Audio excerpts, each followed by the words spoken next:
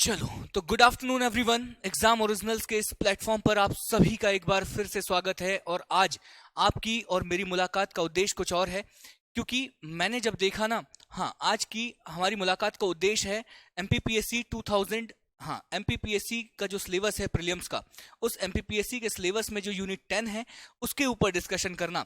जिसमें अगर हम लोग बात करें कि 2020 में जब एमपीपीएससी का सिलेबस बदला तो एमपीपीएससी के सिलेबस को बदलकर उन्होंने 10 यूनिटों में बांट दिया।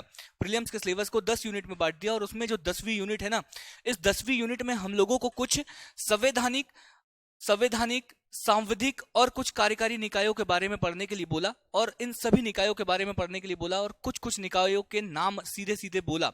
लेकिन आखिरी में लाइन दे दी गई कि इत्यादि। इत्यादि का मतलब यह है कि इसके अलावा भी कुछ अगर निकाय होंगे तो उनको भी आप लोगों को पढ़ना है, लेकिन जो लिस्ट में दी हुई है सिलेबस में, उन सारे के सारे निकायों को तो पढ़ना ही पढ़ना है। ठीक है?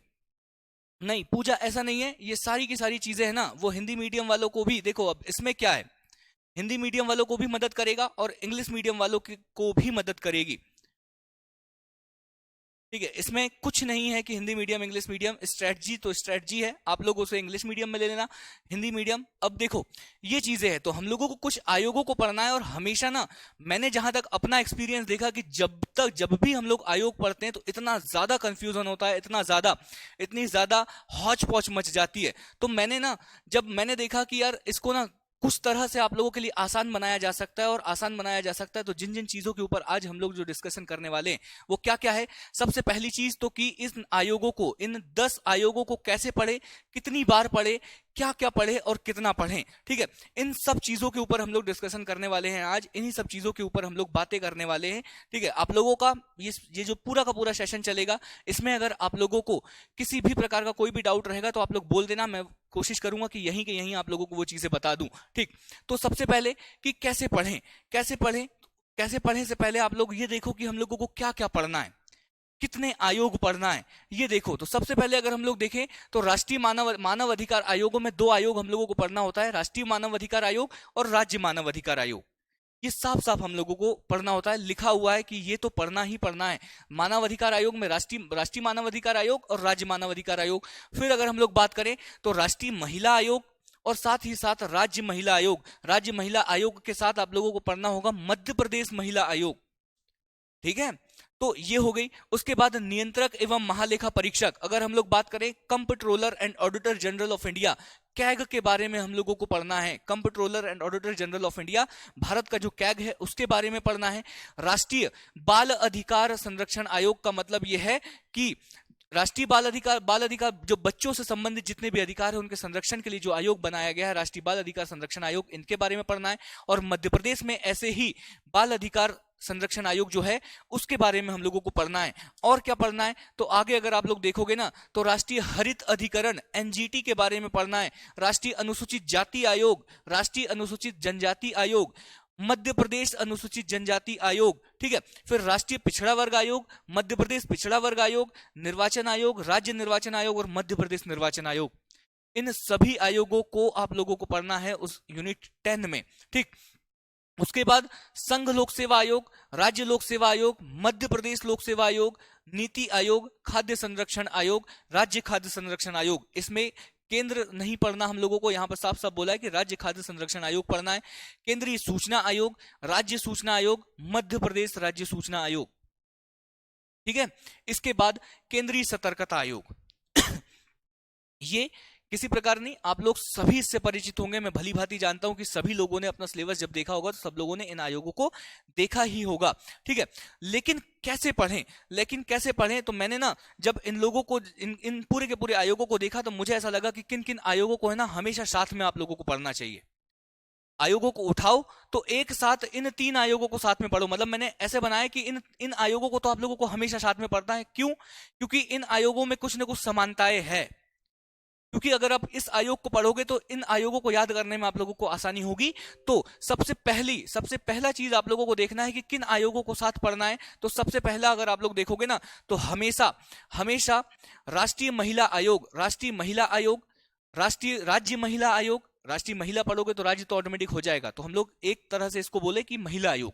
ठीक है? तो राष्ट्रीय महिला आयोग और राष्ट्रीय बाल अधिकार संरक्षण आयोग। ठीक है? और मध्य प्रदेश अधिकार संरक्षण आयोग, मतलब बाल बाल अधिकार संरक्षण आयोग और महिला आयोग को एक साथ पढ़ना है हमेशा। जब भी पढ़ो तो ऐसे मत पढ़ो कि एक को आज पढ़ रहे हो, एक को 4 दिन बाद पढ़ रहे हो, पढ़ो तो दोनों को साथ में पढ़ो, ठीक है, क्योंकि इन दोनों में समानताएं हैं, कुछ कुछ समानताएं हैं, नियुक्ति की समानताएं हैं, सारी चीजों के ऊपर हम लोग चर्चा करेंगे, लेकिन इन दोनों में समानताएं हैं, तो इनको आप लोगों को साथ में ही पढ़ना है सभी को, ठीक है। इसके बाद अगर हम लोग दूसरी चीज पर देखें, इन इन आयोगों को हमेशा साथ में पढ़ना है। उसके बाद अगर हम लोग बात करें तो ये जो आयोग मैंने लिखे हुए हैं, इन आयोगों को भी आप लोगों को हमेशा साथ में पढ़ना है, ठीक है। एक हो जाएगा आप लोगों का एनजीटी, ठीक है। फिर अगर मैं आप लोगों से कहूं तो अनुसूचित जाति आयोग, अनुसूचित जनजाति आयोग और अन्य पिछड़ा वर्ग आयोग, इनसे संबंधित मध्य प्रदेश की बॉडी, मतलब मध्य प्रदेश अन्य पिछड़ा वर्ग आयोग, मध्य प्रदेश अनुसूचित जनजाति आयोग, इन सभी को आप समझ रहे हो ना, अनुसूचित जाति आयोग, अनुसूचित जनजाति आयोग और ओबीसी आयोग, इनको सभी को साथ में पढ़ना है। जब भी पढ़ो तो एक साथ पढ़ो, 3 घंटे 2 घंटे में ये तीनों कंप्लीट हो जाएंगे, ये सारे के सारे 2 या 3 घंटे में कंप्लीट हो जाएंगे, ठीक है। ये जो है ये 1 घंटा 1.5 घंटे में आप लोगों का कंप्लीट हो जाएगा पूरा का पूरा। अगर आप लोगों ने एक आध बार वीडियो देख चुके हो और आप लोगों को सिर्फ नोट्स से अपने पढ़ना है तो 1 घंटा भी नहीं लगेगा इन दोनों को पढ़ने में, ठीक है। ये चीजें हो गई, ये चीजें हो गई। इसके बाद क्या पढ़ना है साथ में, तो फिर मैंने बोला कि निर्वाचन आयोग, ठीक है, निर्वाचन आयोग के अंतर्गत ही आ जाएगा राज्य निर्वाचन आयोग और मध्य प्रदेश निर्वाचन आयोग, तो हम लोग इसको मोटे मोटे तौर पर बोलते हैं निर्वाचन आयोग। निर्वाचन आयोग को साथ में पढ़ना है, संघ लोक सेवा आयोग को साथ में पढ़ना है, मतलब संघ लोक सेवा आयोग, राज्य लोक सेवा आयोग, मध्य प्रदेश लोक सेवा आयोग, ठीक है। तो इसी के अंतर्गत ये दोनों चीजें आ जाएगी। तो हम लोग कह रहे हैं कि निर्वाचन आयोग, संघ लोक सेवा आयोग और मैंने कहा नीति आयोग और कैग, ठीक है। इन 4 बॉडीज को आप लोगों को हमेशा साथ में पढ़ना है। इनका ऐसा पेयर ही बनाओ कि अगर मैं निर्वाचन आयोग पढ़ूंगी तो साथ के साथ मैं संघ लोक सेवा आयोग भी पढ़ूंगा और साथ के साथ मैं नीति आयोग और comptroller and auditor general of India इसको भी निपटाऊंगा, ठीक है। इनको साथ में पढ़ना, एक बार मैं जैसे बता रहा हूं वैसे पढ़ने की कोशिश करना, आप लोगों को बहुत आसानी होगी इनको याद करने में, ठीक। इसके बाद अगर हम लोग बात करें तो बचे हुए जो है, ठीक है, वहां पर एनजीटी नहीं था, ये देखो, हाँ ये यहां से एनजीटी काट देना है ना, वो कॉपी पेस्ट हो गया होगा, ठीक है। एनजीटी यहां इस वाले ग्रुप में आएगा, ठीक है। 4th नंबर का जो ग्रुप है खाद्य संरक्षण आयोग, केंद्रीय सूचना आयोग, केंद्रीय सूचना आयोग में ये सारे हो गए, ठीक है। केंद्रीय सतर्कता आयोग और राष्ट्रीय हरित अधिकरण, ये 4 बॉडीज यहां दिख रहे हैं आप लोगों को 6 नाम, लेकिन ये तो कुछ है ही नहीं ना, ये तो कुछ है ही नहीं। क्यों नहीं है, क्योंकि जैसे ही केंद्रीय सूचना आयोग पढ़ोगे राज्य सूचना आयोग ऑटोमेटिक हो जाएगा, मतलब समानता बस है थोड़ा थोड़ा, और जैसे ही राज्य सूचना आयोग पढ़ोगे मध्य प्रदेश सूचना आयोग ऑटोमेटिक हो जाएगा, बस मध्य प्रदेश के सूचना आयोग के अध्यक्ष के नाम आप लोगों को याद करना पड़ेगा। तो यहां पर मैं बोल रहा हूं कि राज्य खाद्य संरक्षण आयोग, केंद्रीय सूचना आयोग और राज्य सूचना आयोग, मध्य प्रदेश सूचना आयोग, केंद्रीय सतर्कता आयोग और राष्ट्रीय हरित अधिकरण, इन चीजों को एक साथ पढ़ना है हमेशा, ठीक है। इन चीजों को हमेशा एक साथ पढ़ना है। इसके बाद अगर मैं आप लोगों से बात करूं तो आखिरी अगर हम लोग देखें तो एक तरफ अकेला बाहुबली रहता है, जो है कौन, मानव अधिकार आयोग में राष्ट्रीय मानव अधिकार आयोग और राज्य मानव अधिकार आयोग आकार में भी बहुत बड़ा है, हाँ प्रावधान भी बहुत ज्यादा है, तो इसको ना हमेशा इसको अकेले पढ़ो। तो राष्ट्रीय मानव अधिकार आयोग को अलग पढ़ना है और जो ग्रुप मैंने आप लोगों को बताए उनको उसी तरह से पढ़ना है, ठीक है। इस तरह से आप लोग एक ग्रुप बना लो, मतलब सारे के सारे 5 भागों में बांट दो कि 5 ऐसे करना है, ठीक। इसके बाद अगर हम लोग बात करें कि क्या क्या पढ़ना है, इन आयोगों में हम लोगों को क्या क्या पढ़ना होता है, ठीक है, क्या क्या पढ़ना होता है, तो मैंने आप लोगों को बताया कि यूनिट 10 की हेडिंग में दिया हुआ है कि कुछ संवैधानिक, कुछ सांविधिक और कुछ कार्यकारी निकायों के बारे में पढ़ना है। तो हम लोगों को ये जितने भी आयोग, मैंने अभी आप लोगों को जितने भी नाम बताए, इन आयोगों का स्वरूप देखना है, हम लोगों को इनके मुख्यालय के बारे में विशेष रूप से देखना है कि इनका मुख्यालय कहाँ है, हम लोगों को तारीख सहित इनकी स्थापना याद रखना है। तारीख सहित का मतलब समझते हो, अगर 12 मार्च 2005 है तो उसको 12 मार्च 2005 ही याद रखोगे, उसको आप लोग ऐसा नहीं करोगे कि 2005 में हुआ था। तारीख सहित का मतलब तारीख सहित उसको याद रखना है। संबंधित अनुच्छेद एवं अधिनियम, ठीक है, संबंधित अनुच्छेद एवं अधिनियम का मतलब है कि अगर कोई संवैधानिक बॉडी है तो संविधान में उसका उल्लेख होगा, और संविधान में उल्लेख होगा तो उससे संबंधित कोई अनुच्छेद होगा, और कोई अगर सांविधिक विधि है मतलब उसके लिए वहां पर अधिनियम बनाया गया है संसद में, तो उससे संबंधित कोई अधिनियम होगा। तो नियुक्ति का मतलब है नियुक्ति कौन करता है, इस चीज पर हमेशा विशेष ध्यान देना है कि किस किस आयोग के अध्यक्ष और सदस्यों की नियुक्ति कौन करता है? संरचना, संरचना पर भी विशेष ध्यान देना है कि कितनी सदस्यीय संरचना है। निर्वाचन आयोग में 3 है, तो कैसे 3 है? यूपीएससी में कितने सदस्यीय संरचना है, मैक्सिमम कितने हो सकते हैं, एनजीटी में कितने हो सकते हैं, ठीक है। इन सभी संरचनाओं पर भी ध्यान देना है। साथ ही साथ अगर मैं बोलूं अध्यक्ष, इनके अध्यक्षों के नाम हम लोगों को याद रखने होते हैं, तो इनको भी मैंने 3 कैटेगरी में बांट दिया। सबसे पहली बात तो पहला अध्यक्ष हम लोगों को हमेशा हर आयोग का प्रथम अध्यक्ष आप लोगों को याद रखना है। हर आयोग की प्रथम महिला अध्यक्ष याद रखना ही रखना है, जैसे रटना चाहो वैसे रटो, लेकिन रटना पड़ेगा। पहला अध्यक्ष रटना पड़ेगा, साथ ही साथ प्रथम महिला अध्यक्ष रटना पड़ेगा। और वर्तमान में जो अध्यक्ष है, ये देखो कई किताबों में पुरानी किताबें रहती है, ठीक है, तो पुराना डेटा रहता है, तो ये आपको हमेशा खुद को अपडेट करना है। जब भी निर्वाचन आयोग पढ़ो तो गूगल या विकिपीडिया पे सर्च करो कि अभी कौन है सदस्य इसके, ठीक है। तो ये आपको हमेशा, कोई टीचर इसे अपडेट नहीं करवाएगा आपको, ये आपको खुद को अपनी मेहनत से अपडेट करना है। उसके बाद जिस भी आयोग के अध्यक्षों की संख्या कम है, मतलब इसका मतलब यह है कि अभी तक अगर कोई आयोग में सिर्फ 5 ही अध्यक्ष बन पाए, तो उन 5 के नाम आप लोगों को याद रखना पड़ेगा, ठीक है। मैंने बोला कि कई आयोगों में बहुत सारे नाम होंगे, तो मैं सारे नाम याद नहीं रखना, लेकिन उन आयोगों में से भी कुछ आयोग ऐसे होंगे जिसमें 2 या 3 नाम होंगे, किनमें 4-5 नाम होंगे, तो उन 5 के 5 नाम याद रखना पड़ेगा ऐसे आयोगों में, ठीक है। ये हो गया। इसके बाद इससे संबंधित, आयोगों से संबंधित अगर समितियां है कुछ, तो उन समितियों के बारे में भी आप लोगों को देखना होगा। किसी से संबंधित अगर कोई समिति है, किसी आयोग से संबंधित, तो इन चीजों के ऊपर स्वरूप क्या क्या हो सकता है, तो स्वरूप संवैधानिक हो सकता है, सांविधिक हो सकता है, कार्यकारी हो सकता है। इससे कई बार प्रश्न आता है, हर बार अगर आप लोग देखोगे तो इससे प्रश्न आता है कि निर्वाचन आयोग एक है, क्या है, संवैधानिक निकाय, सांविधिक निकाय, कार्यकारी निकाय, इस प्रकार के ऑप्शन आते हैं, ठीक है। इस प्रकार का प्रश्न आता है, तो स्वरूप को आप लोगों को देखना ही है, ठीक। उसके बाद मुख्यालय, मुख्यालय में दोनों मुख्यालय कौन से, एक तो अगर आप लोग देखोगे राष्ट्रीय मुख्यालय भी देखोगे, लेकिन कुछ कुछ आयोगों के आप लोगों को कार्यकारी मुख्यालय भी दिखेंगे, ठीक है। एनजीटी के कुछ मुख्यालय दिखेंगे, अनुसूचित जाति के 6 मुख्यालय अलग अलग मिलेंगे, एसटी आयोग के मुख्यालय आप लोगों को 8 मुख्यालय 10 मुख्यालय अलग अलग मिलेंगे, एनजीटी के अलग अलग मुख्यालय मिलेंगे, ठीक है। तो उन मुख्यालयों को भी देखना है कि किस किस शहर में है, ठीक है। इन चीजों के ऊपर बात करना है। फिर अगर हम लोग बात करें तारीख सहित, मैंने आप लोगों को बता दिया कि तारीख सहित सारी चीजें याद रखनी है, हर चीज की।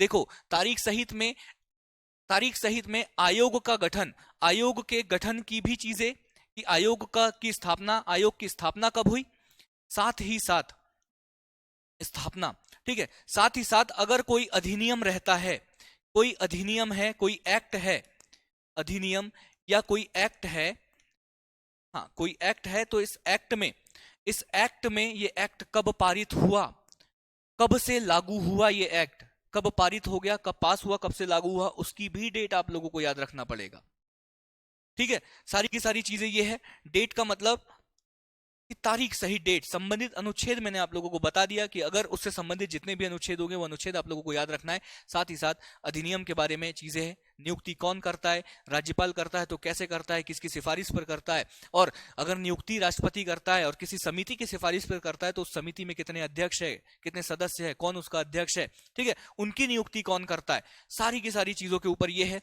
ये सारी की सारी चीजें, स्वरूप आप लोग जानते हो, स्वरूप बार बार आ गया क्या, हाँ, संरचना कितने सदस्य है, ये सारी चीजों के ऊपर हम लोग डिस्कशन ऑलरेडी कर चुके हैं। सारी चीजें मैं आप लोगों को बता चुका हूं, ये भी चीज समझा चुका हूं कि जिनके नाम कम है वो आप लोगों को देखना है। अब देखो यहां पर अगर मैं आप लोगों से चीज कहूं तो देखो चीजें क्या है, आप लोगों को यूनिट 10 करवाई जाएगी, लेकिन हो सकता है कि एग्जाम के कुछ दिनों पहले करवाएं, 15 दिन पहले, 20 दिन पहले, ठीक है। ये चीजें हैं। यहां पर मैं आप लोगों से कह रहा हूं कि देखो यूट्यूब पर भी डले हुए हैं यूनिट 10, मैंने ही पढ़ाई है पूरी की पूरी यूनिट 10, ठीक है। यूट्यूब पे भी है एग्जाम ओरिजिनल्स के, और साथ ही साथ आप बोलोगे तो मैं ऐप पर भी आप लोगों को डलवा दूंगा, ठीक है, ऐप पर भी डलवा दूंगा। तो ऐप पर भी आप लोग इस यूनिट 10, मैं चाहता हूं अभी कि ये जो क्लासेस आप अटेंड करते हो इसके साथ आप अपना अलग से एफर्ट दो, ठीक है। मैं ये नहीं कह रहा कि आप रिकॉर्डेड चीजें देखो, लेकिन मैं कह रहा हूं कि आप अपना एक अलग से एफर्ट दो, ठीक है, ताकि ये यूनिट जो है ना, ये यूनिट जो है आप लोगों की एक कंप्लीट हो जाएगी। ये यूनिट जब एक बार कंप्लीट हो जाएगी, जब मैं डबल से इसको पढ़ाऊंगा तो आप लोगों का रिवीजन हो जाएगा, ठीक है। तो इसके वीडियो आप लोग अभी एक बार देख लो, सारे के सारे इसको आप लोग एक बार कंप्लीट कर लो। मैं चाहता हूं कि यूनिट 10 आप लोग अपने से एक बार कंप्लीट करो। अगर उसमें कुछ नहीं समझ में आता तो मैं बाहर बैठा रहता हूं, कभी भी आप लोग भी कुछ पूछ सकते हो। जो लोग ऑनलाइन है वो लोग भी व्हाट्सएप पे कुछ भी चीजें आप लोग मुझसे पूछ सकते हो, ठीक है। तो यूनिट 10 आप लोगों को अगर यूट्यूब पर देखना चाहते हो तो यूट्यूब पर पूरे के पूरे लेक्चर है, यूट्यूब पर आप लोग देख सकते हो। ऐप पर आप चाहोगे तो मैं ऐप पर भी डलवा दूंगा, ऐप पर सर को अभी मैं बोलूंगा वो तुरंत डाल देंगे, ठीक है। तो सारी की सारी चीजें ये है, ये सारी की सारी चीजें लगभग लगभग 5 से 6 का खेल होता है यहाँ पर। बहुत आसान होता है। पहली बार पढ़ोगे तो हो सकता है 10 दिन लगे पूरे आयोगों को पढ़ने में।